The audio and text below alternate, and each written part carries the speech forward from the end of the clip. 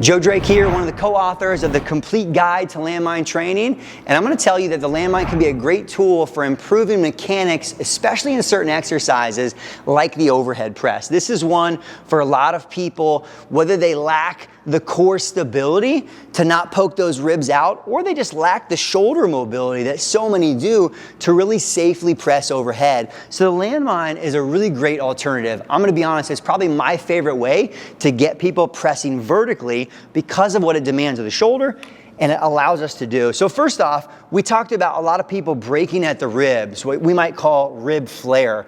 Now, one of the best ways to avoid that is to get the core engaged. And naturally, based on the position I'm here with the landmine, as that weight's coming down, it's already firing up my core, especially on this anterior core. So when I press overhead, it's almost impossible or hard for me to poke those ribs out. So that's step number one. The other piece is the bar actually travels in kind of the semicircular pattern. So because of that, when I do the landmine, whether I stay in position or even if I kind of push my body forward into it, it's a much easier, more natural motion for most people's shoulders, right? I don't have to necessarily be overhead the entire time as I come back down. And the last part of that also has to do with how we hold the bar, right? When we're landmine pressing, we've got that elbow tucked right to the rib cage, and we're really staying in line, a little bit more in line with what we call like the scapular motion or the scapular angle of the body, which is much easier on the shoulders than how most people overhead press.